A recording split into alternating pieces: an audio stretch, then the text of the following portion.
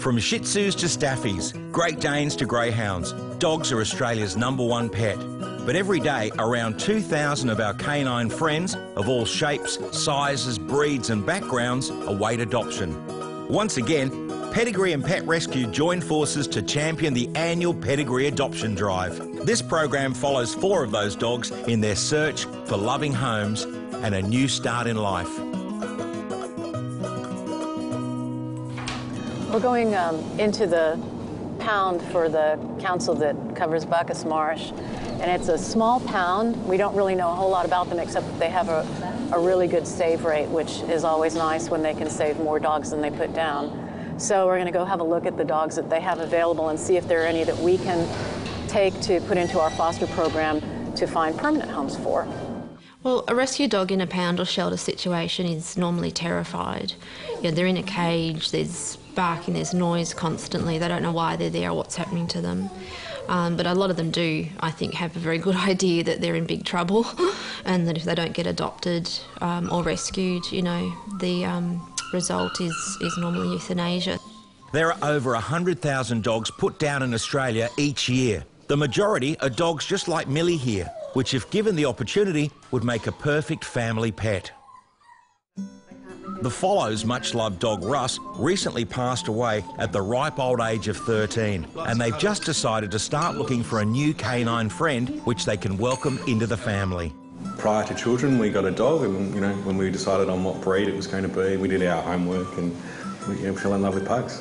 I like that they've got wide eyes. I think they snore louder than humans. They get revenge too, which is funny. So if you've been away or you've given them a bath, they'll find something that they know that you really like and do a wee on it. Ross was a fantastic dog. He was great. We had him from when he was a puppy, and he put up with the addition of 2 babies and was fantastic with kids. He was just a beautiful dog to have in the family.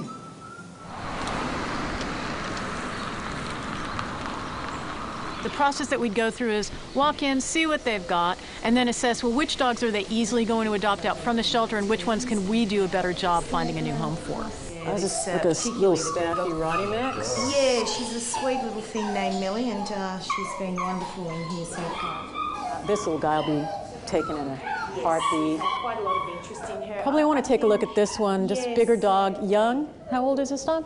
It's about 6 months? Yes. 8 months? Okay. Well, one of our biggest problems is the misconceptions around rescue pets. People believe that there's something wrong with them and that's why they've ended up in rescue, but it's really not the case. I mean, pets end up in rescue for so many different reasons. It can be financial hardship, divorce, people not really understanding what it takes to own a pet, so often for reasons no fault of their own. Roy and Fez are 2 pugs. They're about to turn 4. They're brother and sister. The old owner said that she was called Fez because she was a bit feral.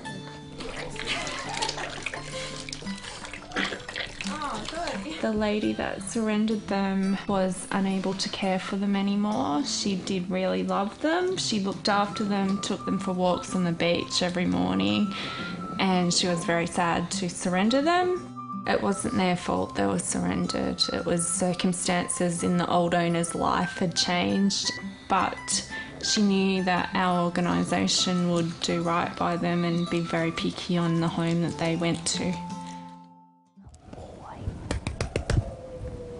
Doesn't really care about sounds. Once I find a dog that I think might be a good candidate, I want to see how accepting it is of humans, if it's got any interest, if it has any fears or sensitivities, and then determine if this is going to be a problem or if it's just an easy enough thing to remedy by relocating it into a home, getting it into a more normal environment. He's really calm. He's a little bit shy, which isn't unusual for a young dog, but certainly this environment will show a dog at its worst. And if this is the dog at its worst, then he's going to be great. So Gilbert takes the first step in his journey to a new life. Although saved from death row, there's still a lot of work to be done before he finds a permanent home. And the clock's ticking, because the sooner Gilbert finds a home, the sooner one of the other dogs left behind, like Millie, can be rescued. Gilbert, a young abandoned staghound pup, has recently been rescued from an uncertain future at a rural pound. whilst brother and sister pugs, Roy and Fez, surrendered by their owner, have begun their journey to find a new home. Well, David's brought Gilbert here to see if he will fit in as a foster dog. Normally I would introduce them all down at the park on neutral ground, but my dogs are just so used to all the comings and goings of different dogs, I know that they'll just be happy to welcome another one. So we'll just let him have a sniff around, and then when he's a bit more orientated, we'll take him inside. A foster carer is someone who normally already has pets who just make room in their home for one more. They just slot into your family and you treat them as one of your own for a couple of weeks to a few months normally, and just help sort of rehab them, I suppose, from their possibly traumatic experience at the shelter and help relax them into family life again. After a week in the pound, Gilbert could do with a bit of TLC. Before a rescue dog gets rehomed, they're vet checked, microchipped, vaccinated, and if not already, desexed. So from that point on, what we do is just get to know that dog.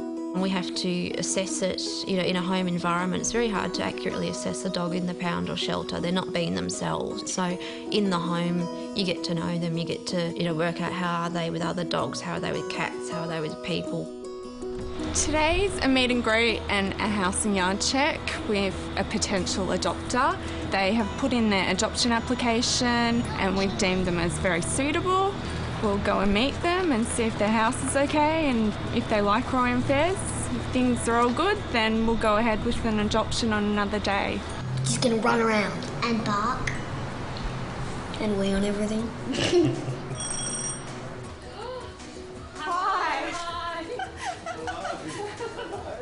Yeah, I think a lot of people can be a bit put off by the forms they have to fill out, and there's often a phone interview and a meet and greet, but it's not to try and scare anyone away, it's to try and make sure that they get a dog that's going to be perfect for them. It's quite good though. It's good. It's sort of conditioning us that the dogs are coming. It's not just, well, they undo the ribbon, there's the box, there's the dogs. There's a lot that we need to do as well. So it's sort of getting us prepared as a family, which is important. This is St Joseph's Abbeyfield at Malvern, and this is an independent living home for elderly people over the age of 55. I try to make it as homely as I can and try to make it one big happy family, and most of the time we all get on pretty well. What about you, Gerald? Yes. You like dogs? I had 3 in my lifetime. Okay. They're wonderful. I wanted a dog because I am now settled here and intend to stay for a few years. And I felt that the house needed something too, to glue us together a little bit. I suppose it'd be good to have something other than ourselves to worry about. Exactly. After asking the residents and realising how keen they were, made it my mission to look around and get the right type of dog. I thought just a small dog, a little Maltese Shih Tzu. I've been looking at dogs in the street and they just seem to be about the right size. I particularly wanted a dog who needed a home and wanted lots of love, and I knew that it'd get plenty here. Now that Gilbert's been in foster care for a few weeks, it's time for Saskia to write up his profile and post him on Pet Rescue. Once uploaded, it hasn't taken long for Gilbert to attract some interest. He's on his way to his first meet and greet with a prospective family. But the city streets seem to be making this country boy a bit nervy. Basically, we come to meet a rescue dog that we're hoping to adopt. Since having the baby, Abby's not getting the attention she needs, so we need a play friend for Abby. I just hope that they get along and they're perfect friends and we can include Gilbert into our family. It's all right. It's all right. It's all right. Let you do it in your own time. You see, I'll say hello to Abby. Abby's a lovely girl. Abby's a lovely girl. It's all right. It's all right. Hi, Gil. Hi. I've had a look on a website. I found a dog, the sort of dog I'm looking for. His name was Toby. But when I inquired about him, he'd already been rescued. So the girl that I've been communicating with sent me a photo of another little dog called Tasha. And she's very sweet. Tasha was given to her by a friend who'd had her surrendered because Tasha had previously been owned by a lady that was very, very sick. And basically she had to be surrendered because the lady didn't have much of a chance of survival. Tasha needs someone that's around her most of the time. She likes to follow people around just in case she's needed. It's not a big effort, but some people really can't provide that for their dog. Tasha is the most lovely little girl. She has the sweetest little personality. All she is a big ball of love. Lovely family, their house is absolutely fine, they understand about pugs. You know, when Fez and Roy jumped on the couch, they didn't care, which is brilliant. Their old pug used to do that. I want the family to have a think about it, make sure that they're not just diving into something. It's a lifelong commitment. These pugs have already come through rescue once. We don't want them having to come back through rescue. And I will go home and have a think about things as well. Saved from the pound, Gilbert settles into life with his foster carer. Along with Roy and Fez, he's doing his first meet and greet with a prospective family, whilst the residents of St Joseph's Abbeyfield are keen to meet Tasha, a Maltese Shih Tzu which lost its owner through illness. Well, Gilbert's very nervous today because there's a lot of noise at the park. There's a footy match on next door. So I think we shall see if he's a bit more relaxed on his sort of home turf in my garden. That's good. He's starting to follow her around a bit. Oh, Neddy. So, hey, you've been nice. Yeah, it's good to get them off the leads so they don't feel tethered. Yeah. Oh.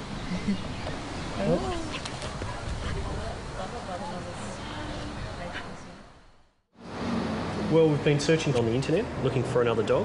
We've got two sort of younger dogs and we thought, OK, senior dog, we could have room for them. They're older, they're quieter, and then we thought a lot of the time the senior dogs are not sought after, discarded maybe. We think we've found a dog that we like. He's 9 years old. 9 years old, male. Male. And he's got grey hair. He does have grey hair. Yeah, Ernie's story is quite a sad one. His elderly owner decided to move to Queensland, probably retire, and didn't want to take Ernie with him.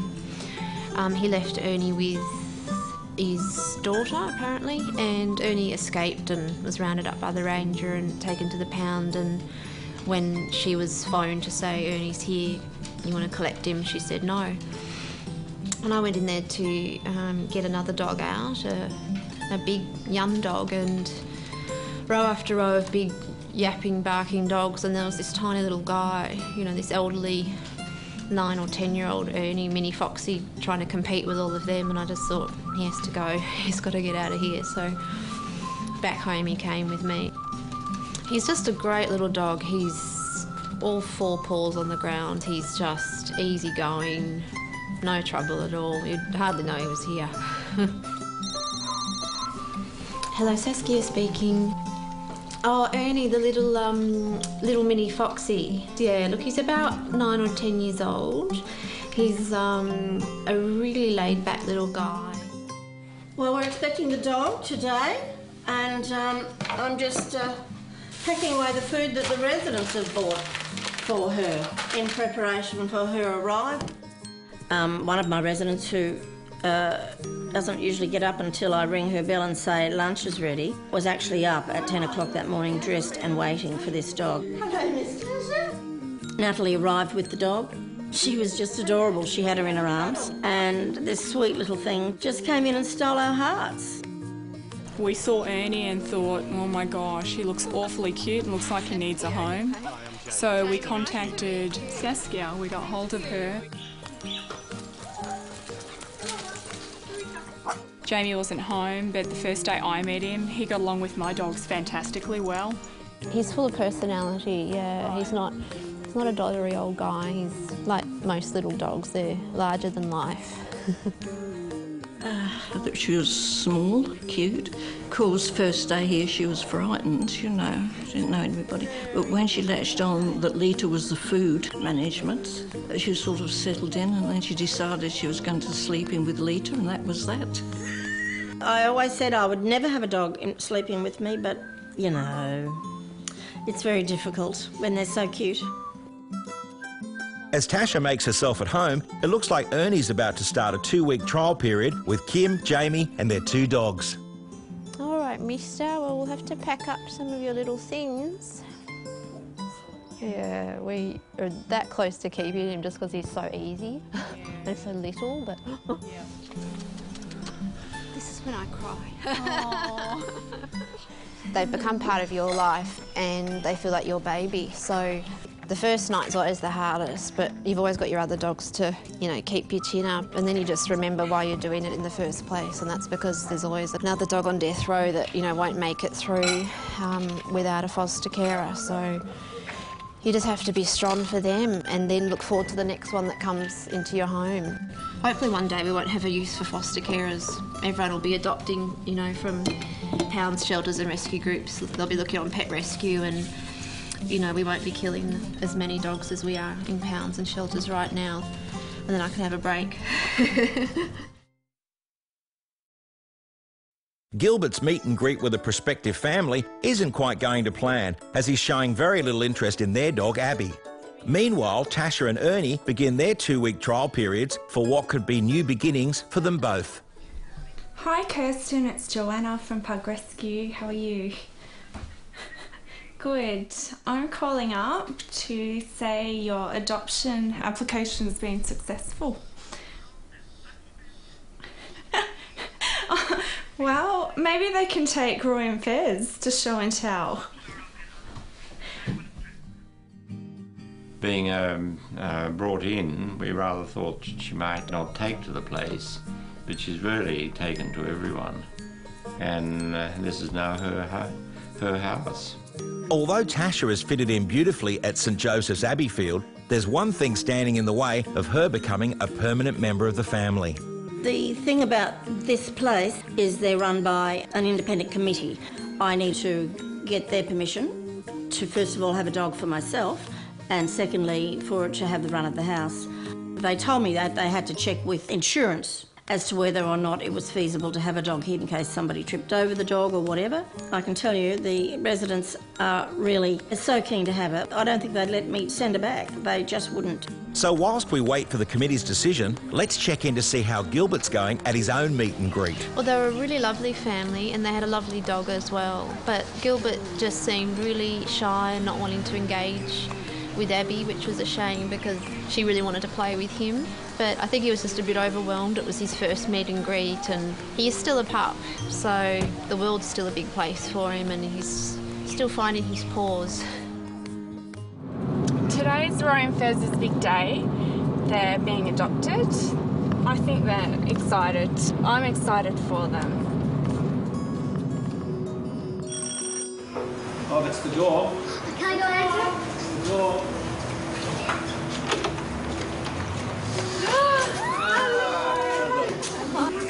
Hello, Joe. How are you? So it looks like Roy and Fez have finally found themselves a new and loving home. Come on into my bedroom.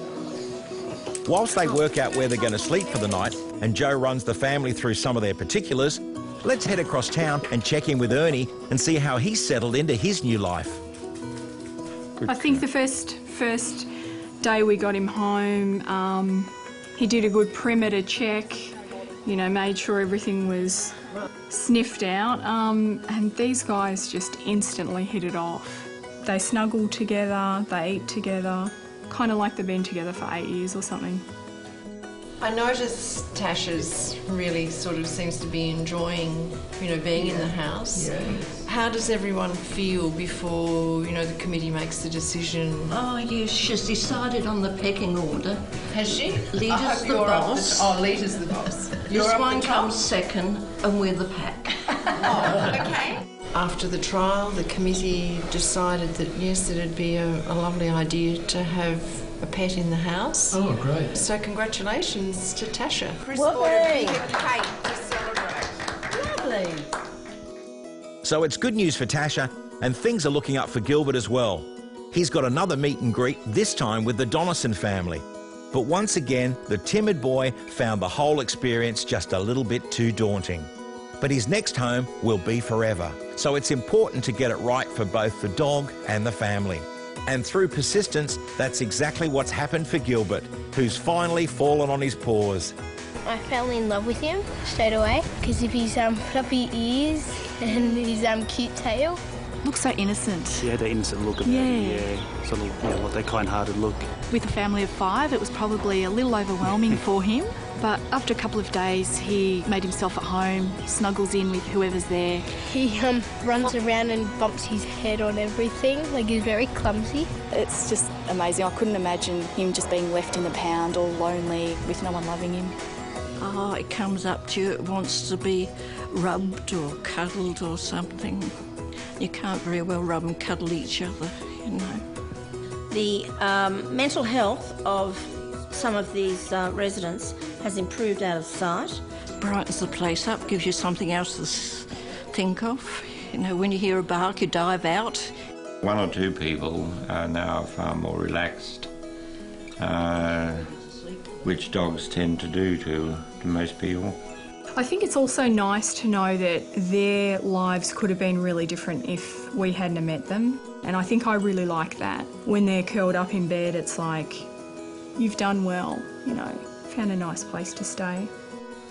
I think what really cemented my feeling about helping rescue pets and becoming a foster carer was just hearing about how many dogs and cats don't make it out of shelters and pounds alive. It's just an insanely unacceptable amount of pets in Australia, and even though I can only foster a few drops in the ocean, it's still lives saved, and it's lives that matter to them.